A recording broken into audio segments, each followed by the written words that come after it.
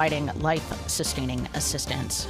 And Pope Francis is back in Rome following his visit to Luxembourg and Belgium. He spent the weekend in Belgium, having met with the King and Queen, with bishops, priests, religious, and seminarians, as well as with survivors of sexual abuse. Before leaving, he celebrated Mass and beatified Anne of Jesus, a 17th century Spanish nun who brought St. Teresa of Avila's Carmelite reforms to Belgium. For more news with a Catholic perspective, visit EWTNnews.com. Call to Communion with Dr. David Anders starts now. What's stopping you from becoming a Catholic? Why can't women become priests? Why do Catholics worship Mary? What's stopping you? Why do I need to confess my sins to a priest? Where is purgatory in the Bible? What's stopping you? I think the Pope has too much authority. What's stopping you? You are called to communion with Dr. David Anders on the EWTN Global Catholic Radio Network. Hey everybody, welcome again to Call to Communion here on EWTN. Glad that you're with us today. This program is for our non-Catholic brothers and sisters. Hey, if that is you, if you are anything from Baptist to Buddhist, anything in between, maybe you're a person of no faith at all, but you've got some questions about the Catholic faith. We can answer those questions, and we're glad to do so on today's program. Here's our phone number, 833-288-EWTN. That's 833-288-3986. Outside North America, please dial 1 and then 205-271-2985. If you're watching us on TV today, you can participate as well. Our email address, ctc@ewtn.com, ctc@ewtn.com. Those of you who enjoy texting, you can text the letters EWTN to 58177. Wait for our response and then text us your first name and your brief question. Message and data rates may apply. Pedro Quila is our producer. Matt Kabinski is our phone screener. Rich Jesse handles social media for us. If you'd like to ask a question via YouTube, we are streaming there live right now. Just put your question in the comments box if you would. Rich will see that. He'll shoot it to us here in the studio, and love to get your question answered on today's program. Again, the phone number 833-288-EWTN. I'm Tom Price along with Dr. David Anders. Tom, how are you today? I am very well. How are you, sir? I'm doing decent. Thanks so much. I'm going to pass on this interesting question here. This is from an anonymous listener, viewer. For more than 500 years, Catholics have been telling Protestants and humanity that their salvation depends on being part of the church. But after Vatican II, it's been said that there is an invisible church to which everybody seems to be a part of.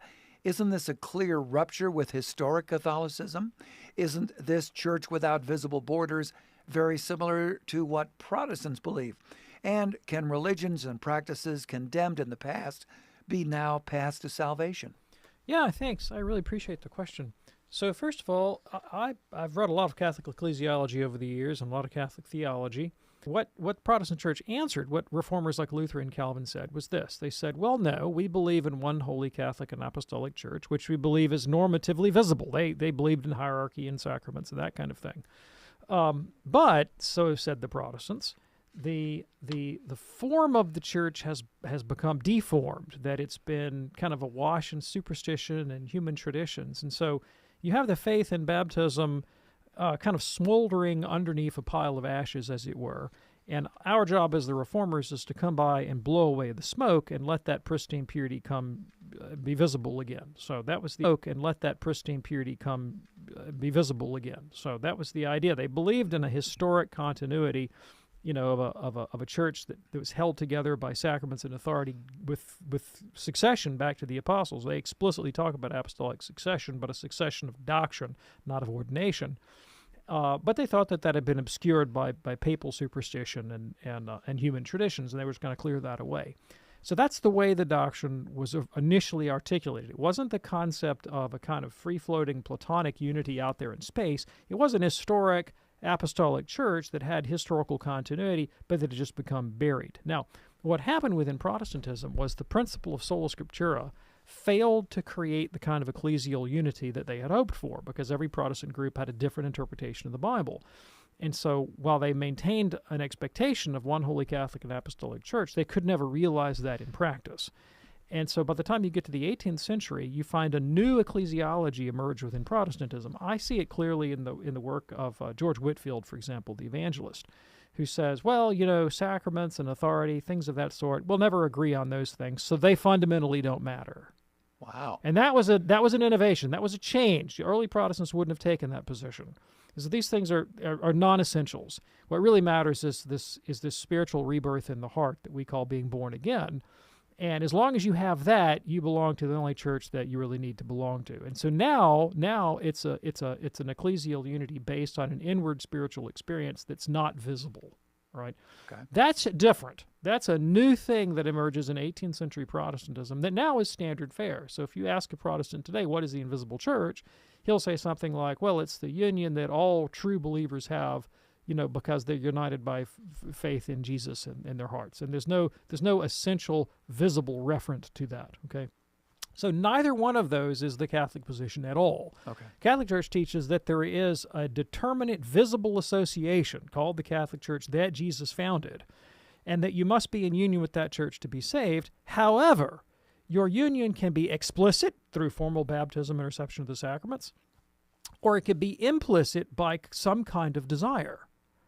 And so the idea that there is a baptism of desire has always been part of the Catholic system, allowing someone like St. Justin Martyr in the 2nd century to say that even Socrates was a Christian, though he didn't know it, because he was led by the same divine Logos that has become incarnate for us in Jesus. And you find characters throughout Catholic history that maintain that you do not have to be a visible card-carrying member of the Catholic Church in order to be saved. St. Thomas, of course, writes extensively about the sanctity and the salvation of, say, the Old Testament saints. You can even find somebody like Bishop John Carroll, a 18th and early 19th century American. EWTN, if you have a question for Dr. David Anders, 833-288-3986. It's called A Communion with Dr. David Anders here on EWTN. Do stay with us.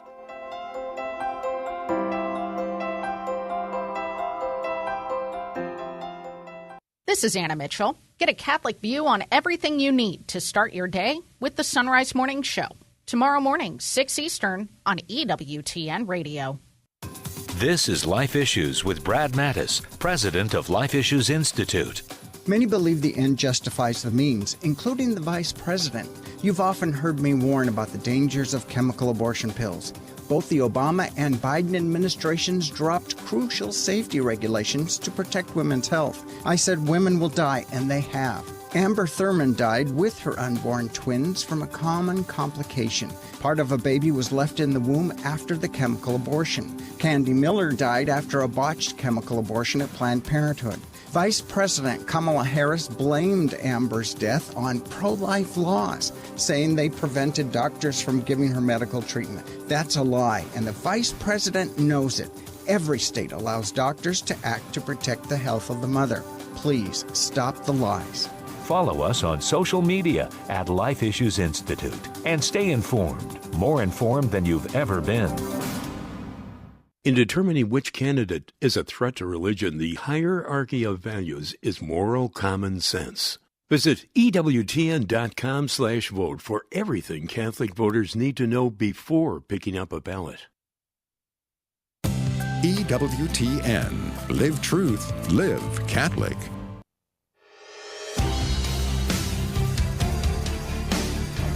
It's called A Communion with Dr. David Anders here on EWTN. Our phone number, 833-288-EWTN. If you have a question for us, 833-288-3986. We're going to get to the phones in just a second here. For over 40 years now, EWTN has been praying with and for people throughout the world. That's why we're known as the Global Catholic Network. Well, today, we want to pray for anything that weighs on your heart, such as family members, health, finances. It is our honor to pray for you, and we take it very seriously. Please take a moment right now. Send us your prayer request. Here's the address, EWTN.com/prayer. EWTN.com/prayer. If you're ready now, let's go to the phones at 833-288-EWTN, beginning today with Joseph in Germantown, Maryland, listening on the great Guadalupe Radio. Hello, Joseph. What's on your mind today, sir? Yes, I was wondering if Dr. David Anders could please explain the argument that I've heard recently about the seamless garment in terms of, what's going to be coming up soon in terms of our voting. Sure. Sure. Thank you. Yeah. Let me say at the outset that one thing I am not going to do is tell people how to vote or take a political stance or even make a policy pronouncement. Good. Okay? I'm not going to do that. So nothing that I say should be construed as any endorsement of any particular party or policy or anything of the sort. But I will try to explain Catholic moral teaching. So the Catholic moral teaching is, unlike some Protestant churches, not based on a divine command theory of ethics. In other words, there are some churches that say, well, the way you know right and wrong is God has laid out a series of commands, and you do what God says to do, and you avoid what God says not to do, and voila, that's the sum total of Christian moral teaching. And that's not the Catholic position, never has been. Catholic position is that to the extent that we find commands in sacred Scripture that speak to our moral duties and obligations, they are there and they're normative because they reflect intrinsic truths about human nature. And so the moral law is something that's not just written on stone, as it were. It's something that's written into the fabric of our very nature as human beings. And so just like there is a good, say, for tree frogs, and presumably it's not to play in busy highways or bowling alleys, right? There is a good for the human person, and it is as objective as facts about his biology. And in fact, facts about his biology are part of the truth of the human person that has to be taken into consideration. And so, you might put it this way. I mean, if you're a parent, as I am, or a grandparent, and you have a care for your family, and you need to take care of your health to make sure you can provide for them, it would be irresponsible to engage in behaviors that endanger your health. I mean, today, my own opinion would be like, maybe 100 years ago, 50 years ago, it wouldn't have been the case, but it'd be very irresponsible for me to take up the habit of smoking, right? Yeah. Given that I know that it's likely to cause cancer and, could lead to my death, and my family needs me, so that'd be irresponsible. It wouldn't be moral of me to make that choice in my own case. Now, I'm not saying people who smoke are bad, because some people started when they were teenagers and they can't quit, they kick the habit. That's different. I'm not talking about that. I'm talking about taking up the habit when I'm 54 years old and I know better, right? And you could extrapolate to other kinds of situations. There is a good for the human person, and I'm morally obligated to seek it. And so in that sense, all of Catholic moral theology is really a kind of rational quest to seek happiness. And you can find this in St. Augustine. You can find it in St. Thomas. He says that there is an end for the human person, and it is happiness, right? But happiness broadly conceived. It's a happiness that takes into consideration not only our biological wants and needs, but our spiritual nature, because we're an organic unity of body and spirit. So things like to know the truth about God and my ultimate destiny. These are also part of the human quest for happiness. And because my spiritual nature is not somehow alien to my body, they all integrate into a unit. So my spiritual good and my bodily good can't be at radical cross purposes to one another. And thus, as Catholics, when you seek the good of your neighbor, you are seeking what the Catholic Church calls his integral good. You're seeking the good of a body-soul social unity. You're seeking the good of a being who lives in society, who lives within a biological realm, who also has a spiritual nature, who has an intellectual nature, who has an emotional nature. And you're seeking the flourishing of the individual at all of those levels in an integrated fashion, right? And that's Catholic moral theology. Now, where the seamless garment business comes in, there's a good way of taking that doctrine and there's a bad way of taking it. The good way is to say, something like, should I take up the habit of smoking? And is it okay to murder my neighbor? Those are not arbitrarily disconnected things. Like, they both ultimately come back to one common core, which is the dignity of the human person and our universal call to holiness and to the truth about God and ourselves. Both of them flow from a common source. And so there is a sense in which there's a sort of seamless garment in the Catholic's moral teaching, insofar as it all flows from this one sort of rational center. And that's a fine way to take the doctrine. Now, it has been put to a different use. And that is to say, when Catholics, say in the political sphere, highlight what seem to be really, really central truths in the hierarchy of moral values, say something like the dignity of human life, the right to life, right? That you cannot kill people, right? Whether those people be unborn or the aged. You just cannot wantonly kill people. That's a really fundamental moral truth. And hierarchically, it would rank above something like, let's not go speeding on the interstate, right? No, they're both true. Yes. But one is more central to our understanding of the moral life than another. Sure.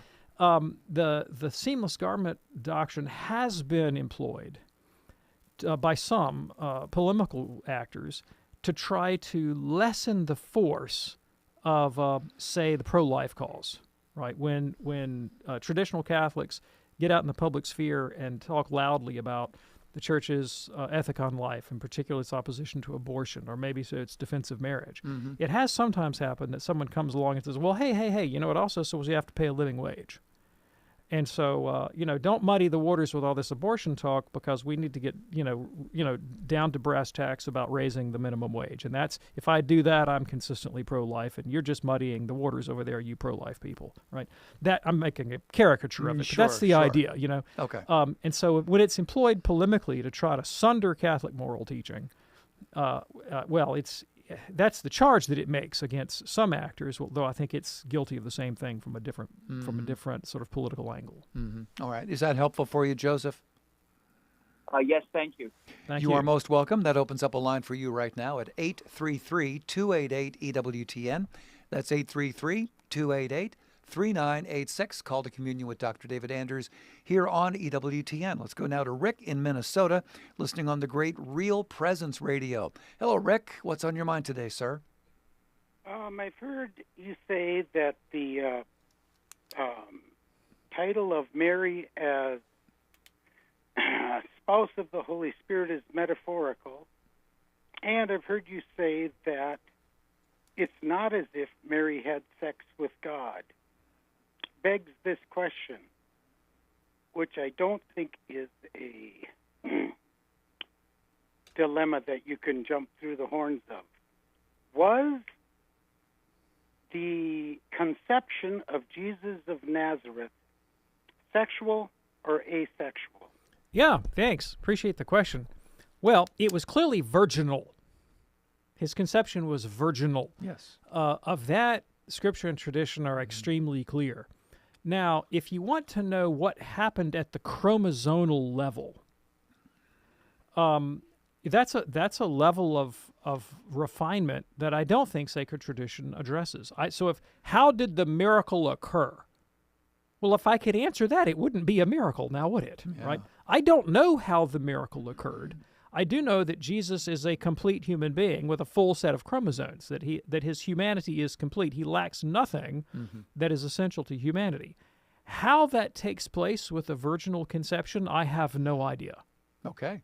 That's where we have to leave it. Rick, thanks so much for your call today. Call to Communion here on EWTN. Two lines open for you at 833-288-EWTN. If you have a question for Dr. David Anders, or perhaps you might like to tell us what is stopping you from becoming a Catholic. Well, 833-288-EWTN. Here's Andrew now, a first-time caller from Los Angeles, listening on Sirius XM, Channel 130. Andrew, what's on your mind today, sir? Can you hear me okay? Yeah, go right ahead, Andrew. Just my quick question was that the early church, I've got relatives who are Greek Orthodox, and a lot of us are probably Roman Catholic. The church that Christ handed down to Peter and the disciples and the first early century church, the word Catholic obviously is universal.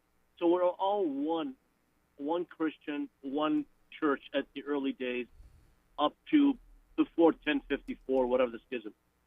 But how did it evolve? What was the fork in the road that I understand history in terms of who wanted to be in the Pope, and Peter and Paul died in Rome and stuff.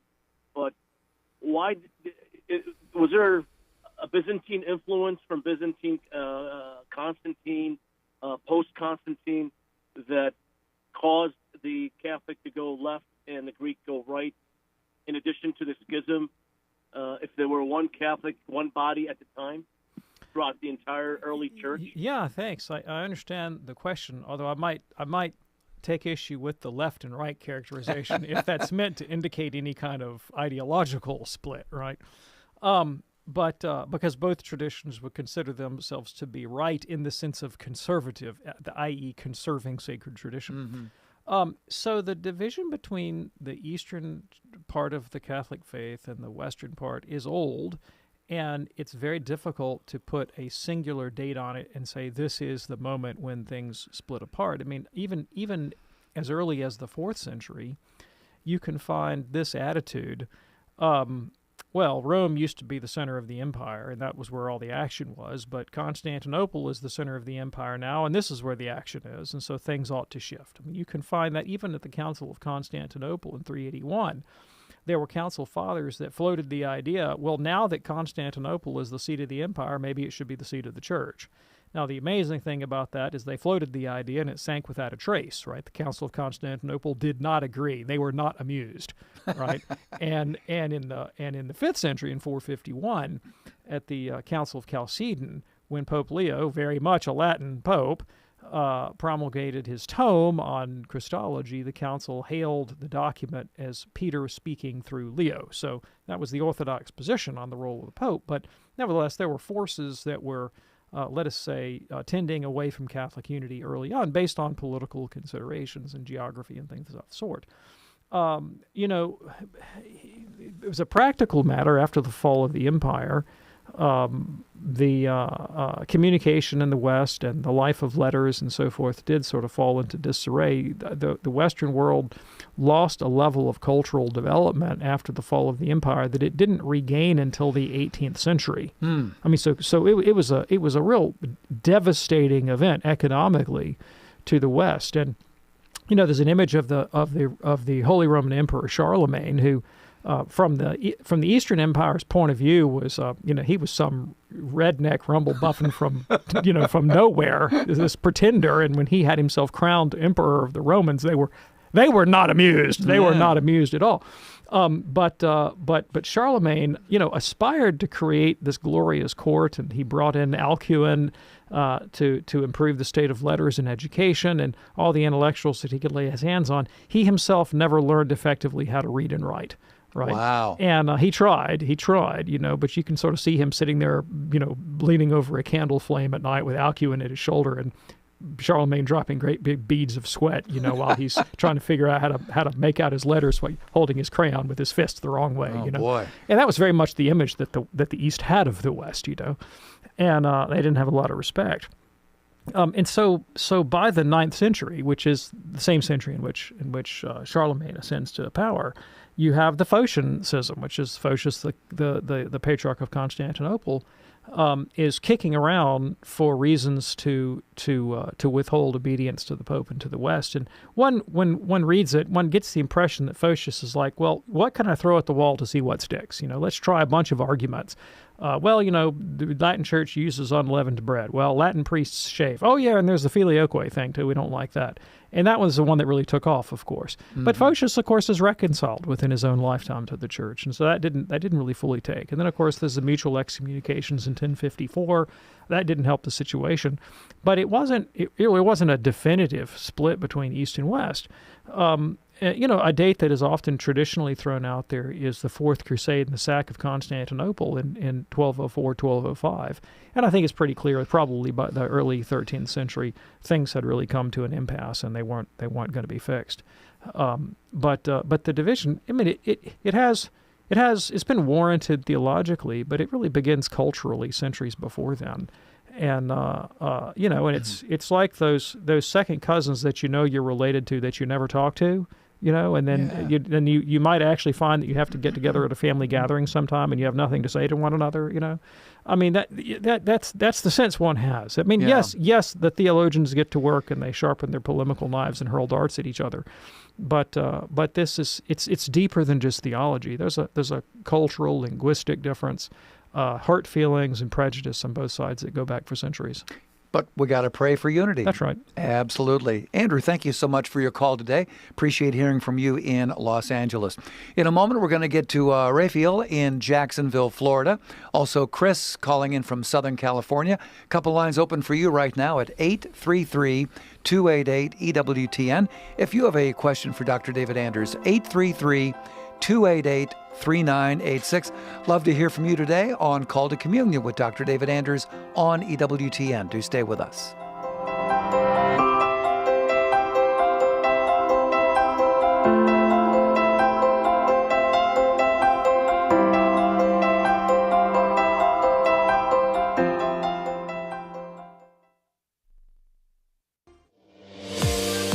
Ave Maria in the afternoon with Dr. Marcus Peter, an engaging take on the church, culture, and current events. Hi, I'm Marcus Peter. Tune in weekdays from 5 to 6 p.m. Eastern as we examine the world around us, past and present, through the lens of faith from the heart of the church. So join me in conversation with our guests and call in with your questions. Ave Maria in the afternoon with Dr. Marcus Peter. Desired on the part of God. Okay, thank you so much, Ann Gager, PhD, editor of God's Grandeur, The Catholic Case for Intelligent Design. I'm Doug Keck. This has been an EWTN Bookmark Brief. Thanks for stopping by. See you next time. Find out how you can help start a Catholic radio station where you live, powered by the truth of the Church and EWTN's dynamic radio programming. Email Steve at this address, radio@EWTN.com. Matt Swaim here. Tomorrow on the Sunrise Morning Show, we'll celebrate the feast of St. Therese, the Little Flower, and get you all the latest news, weather, sports, and a whole lot more. Now back to Call to Communion with Dr. David Anders.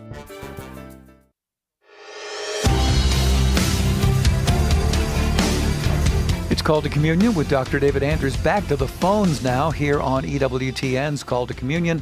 Here is Raphael in Jacksonville, Florida, listening on the EWTN app. Hey there, Raphael. What's on your mind today, sir? Hey, thank you for taking my call.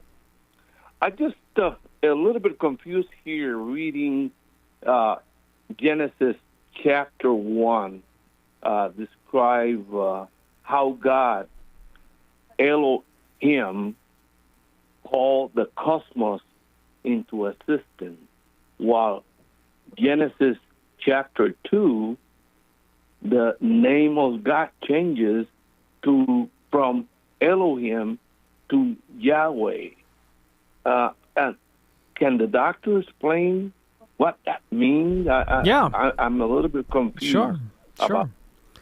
So there is a theory, and I stress it's a theory, and as a Catholic you're not obligated to hold it, although most Catholic biblical scholars do hold it, that initially the book of Genesis was several different books or several different traditions that were woven together at a particular point in time. And conveniently, biblical scholars refer to the author of one account as the Yahwist, after the Hebrew word Yahweh, and the other as the Elohist, after the Hebrew word Elohim, and that they have, I should say, not conflicting, I'll call them complementary, but different theologies. And no less eminent a person than Pope St. John Paul II references these traditions in his theology of the body. So when he engages these texts, Pope John Paul II is perfectly comfortable talking about the Elohists' contributions and the Yahwists' contributions. And the important thing for us as Catholics, when we take the whole Bible, not just the book of Genesis, it's evident that the book of Genesis, whoever the authors of Genesis, are not the same people that wrote, say, St. Paul's letter to the Romans.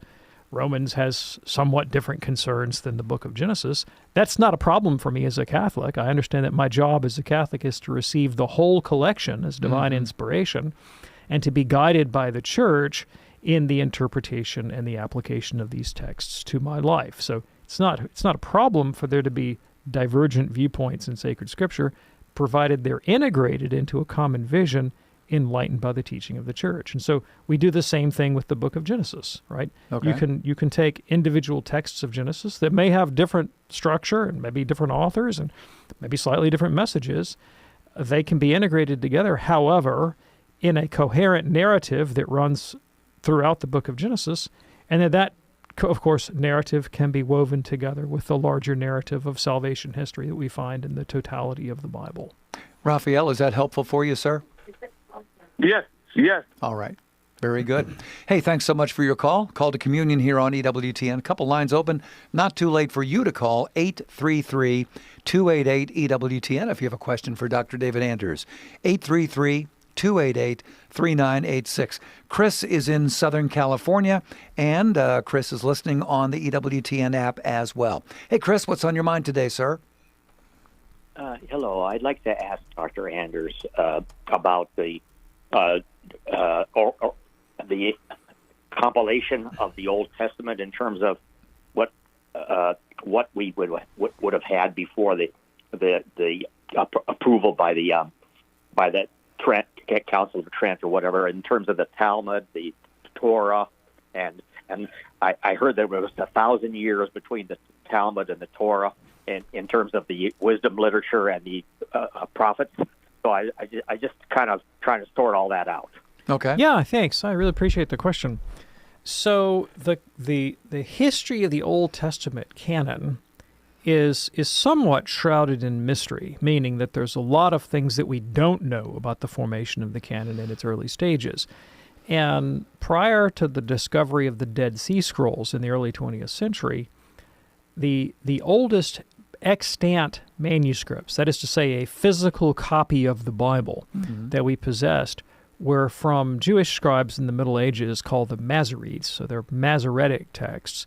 They would have dated from the High Middle Ages. And so you're talking about the Hebrew texts here. You're talking about Hebrew texts that are more than 1,000 years removed from the date of the original composition.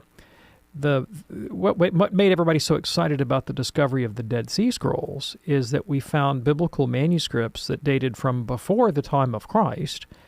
And there were Old Testament texts, but there were texts of books that are not in our current Old Testament. There were Jewish apocalyptic texts and apocryphal texts from Second Temple Judaism that are no longer revered by anybody as sacred scripture. And they were all found together.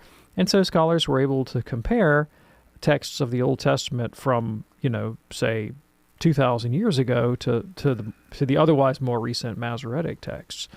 And obviously they found many points of commonality. I mean, by and large, more commonality than otherwise.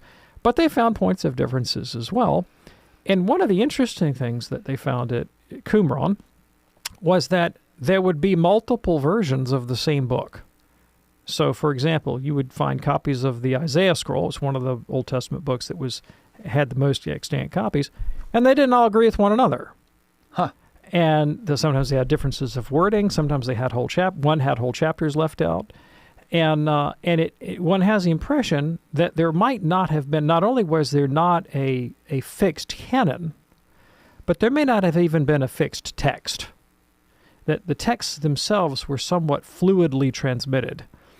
Now, there was a Greek version of the Old Testament that entered into circulation, for which there is a fairly constant tradition and a set of texts that we can identify called the Septuagint. And the Septuagint shows some differences when you translate that Greek back into Hebrew from the Hebrew text that we found at Qumran, but a lot of overlap and similarities as well. And the position of the early church, which was aware of the fact that they were Hebrew texts in circulation, was that when you needed a definitive text, that you defaulted to the Septuagint, to the Greek text. And the reason for that was twofold. One is that it was the text that it seemed the authors of the New Testament referred to. And so when you look at when the New Testament cites the Old Testament, about 95% of the time it cites the Septuagint. And then the Septuagint was the version that got circulated for canonical use in the liturgy. So as you traveled the ancient world and you went to Mass and you heard the Scriptures read, they were read to you in the Septuagint. And so St. Augustine of Hippo, who's a 4th century Catholic theologian, doctor of the Church, and bishop, raises the question explicitly in a little book called On Christian Doctrine. When Christians have to decide what version of the Old Testament to use, what should they use? And Augustine says they should use the Septuagint because it is the ecclesiastical version. Now, the Septuagint is actually pretty well preserved, and we have, say, for example, Origen, who is a 2nd and 3rd century church father, who wrote a collection called the Hexapla, I believe that's the title, where he had parallel translations of Greek and Hebrew and I believe Latin, and he had more than one version of each. And he does kind of a textual commentary looking at these different versions. And from Origen, we have a pretty good idea what the Septuagint text was. We have other ancient manuscripts as well. But in terms of ecclesiastical use, the pattern of citing the Old Testament as an authority, you can infer from the Church Fathers what texts they used in the liturgy, what texts they used in their commentaries. There were some disagreements, between them, but by and large, their pattern of citations corresponds to what the Council of Trent would eventually define on the basis of sacred tradition. Whenever the Church defines something, it does so because there's an antecedent tradition. And it's just saying, hey, you know that thing we've been doing all this time? Yeah, that's the right way to do it, right? And so the Council of Trent wasn't making something up when they defined the canon of the Old Testament. They basically solidified what had been the practical canon of Catholics for, at that point, 1,500 years. There's a great book that covers some of this material that you might get a hold of by Bishop Henry Graham called Where We Got the Bible, Our Debt to the Catholic Church. Okay, well, there you go. Chris, is that helpful for you, sir? Where we got the Bible. Where we got the Bible. There you go. All right, thank you so much for your call. It is Called to Communion here on EWTN.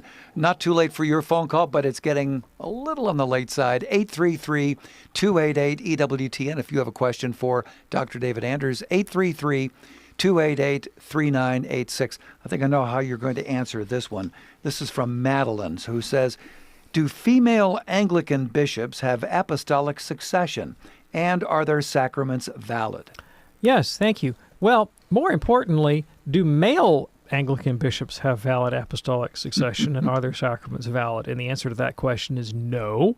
No Anglican bishops no Anglican bishops who received their ordination from the Anglican Church have valid apostolic succession or sacraments. Now, you could conceivably, for the sake of argument, you could have a Catholic bishop who was validly ordained, who went into schism and left the church and went off and became an Anglican. He would have valid orders because he got them from the Catholic faith. But if he got them using the Anglican rite of ordination, from an Anglican who got them from the Anglican rite of ordination, then he wouldn't have valid orders. And this question was first adjudicated in the 16th century. Cardinal Pole looked into the ordinations that had been conducted during the reign of Henry VIII, who of course left the Catholic Church, and concluded that they were all valid, that the initial crop of Anglican bishops had valid orders. Okay. Right? And they could have kept them if they'd wanted them, but they didn't want them. And then what happened when Edward came to the throne? Of course, Edward was a child, and so he was more or less controlled, manipulated by his Calvinist preceptors and advisors. And they, as I already alluded, were heavily influenced by the Calvinist doctrine of the sacraments and of ordination.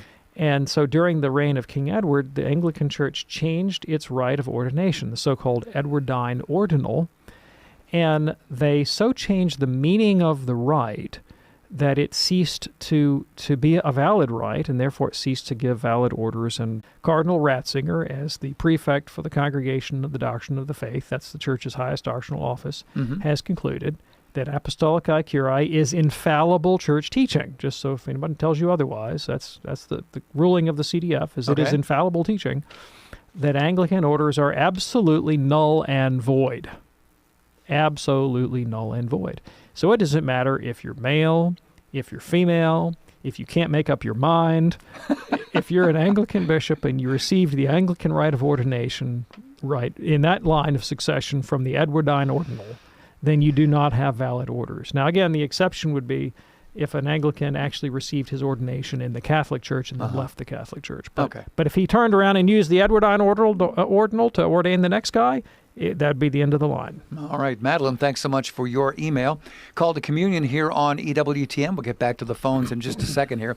Let me tell you about one of our wonderful weekday programs that we have for you on EWTN Radio. That would be More to Life with Dr. Greg and Lisa Popchak at 10 a.m. Eastern each and every weekday on EWTN Radio. Dr. Greg and Lisa help listeners navigate the waters of family life with solutions straight from the genius of John Paul II's Theology of the Body.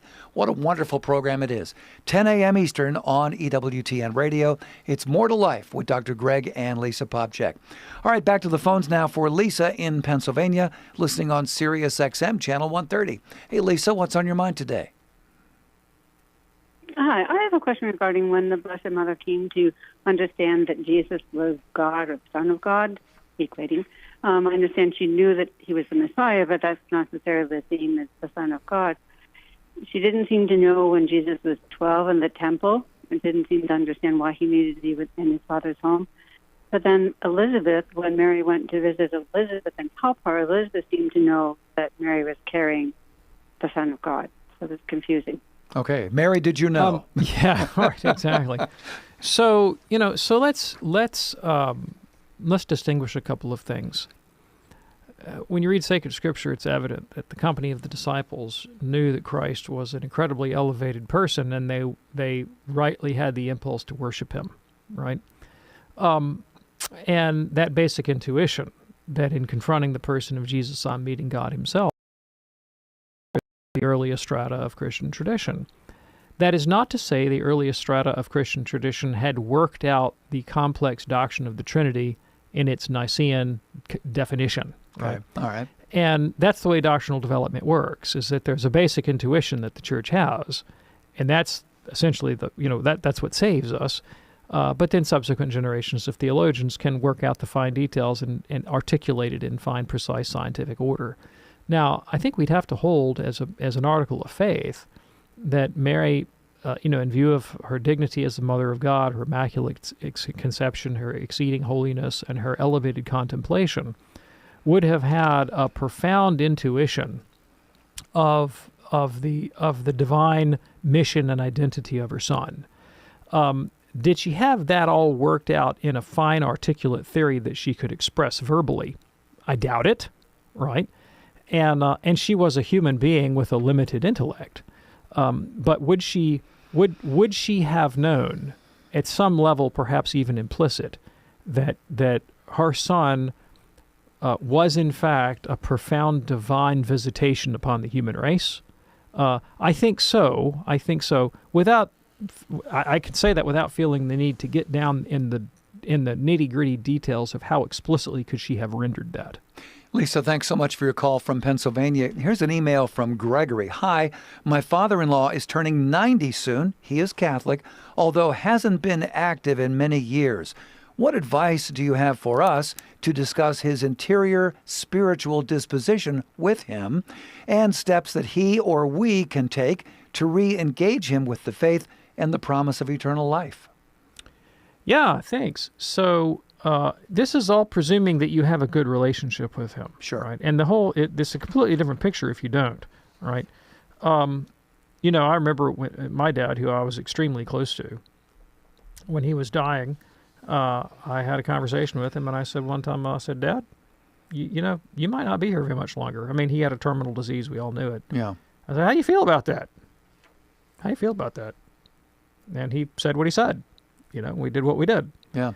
And depending on what he says, you can always say, hey, if you would like for me to go get the priest or whatever, I can make that happen. Mm-hmm. But I also would caution you against making your last moments in the last days with your father a kind of high-pressure session in religious coercion, right? So you have to respect the dignity of his conscience, and I would also say trust in the love and mercy of God. But be open, be present, have conversations. But they should proceed out of a kind of not anxious, open-minded charity and love. Yeah. And Gregory, thank you so much for your concern for your father-in-law. Call to communion here on EWTN. An email from Charlie now. Can we safely say that human culture has never had a problem believing in supernatural manifestations until the Enlightenment? And since pure reason took over, it has taken a toll on the faith of Christianity. Thanks. I appreciate the question, although I disagree with it. Okay. Because, of course, the Old Testament, the Psalms and the Psalter, the book of Proverbs, the book of Ecclesiastes, and other Old Testament texts clearly evidence materialism and atheism as real viable options, as living concerns, existential concerns for the ancient world. When I study the history of ancient philosophy, whether I look at Greek and Roman philosophy or Indian philosophy or Chinese philosophy, questions about the existence of the gods or God and the supernatural continually recur, and you find divergent points of view. I mean, you find rank materialists like Democritus, and the resultant Epicureanism of the end of life is pleasure, and where death is, I am not, and where I am, death is not. That was Epicurus's line, or Lucretius among the Romans and others, and you find skeptics in the Renaissance period and the early Reformation, Faustus Socinus or Servetus and others. So rationalism, atheism, atomism, materialism. These were all live options, and you find within Hinduism you find the same kind of permutation of schools of thought. Bleeding from polytheism to monism to outright materialism. So no, I don't think it's at all unique to the 18th century. I think a couple things characterize the Enlightenment. It's not atheism, and it's not the appeal to reason.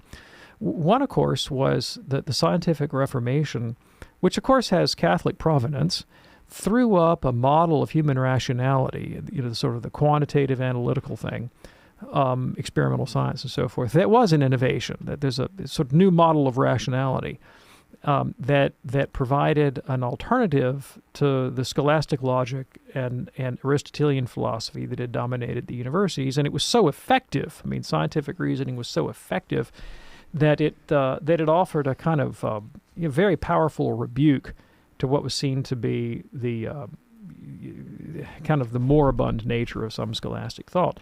The other thing that really characterized the Enlightenment, I think, was something else that was a Christian impulse, and namely that was an awareness of the dignity of the human person and the human conscience and the value of freedom.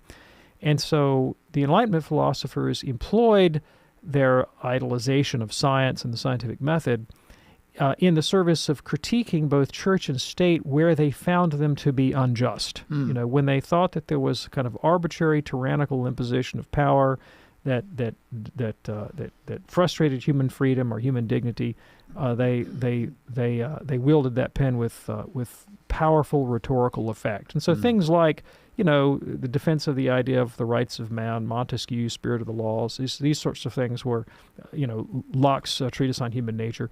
These were influential in things like the American Revolution, of course, ultimately the French Revolution. Now, where the Enlightenment, I think, went overboard was in the rampant and eventually violent anti-clericalism to which the French Revolution gave expression, and the outright persecution of Catholics, and say like the war in Vendée, for example. So that they definitely went overboard. And there are things we can criticize about it, and there are the specific moves in Enlightenment philosophy. I think Catholics today would look back on the kind of Kantian idealism and the overemphasis on a highly skeptical metaphysic, the so-called critical move in philosophy that Kant initiated, as mistakes in philosophy. But I think it's a bad idea, personally, to take everything as all or nothing.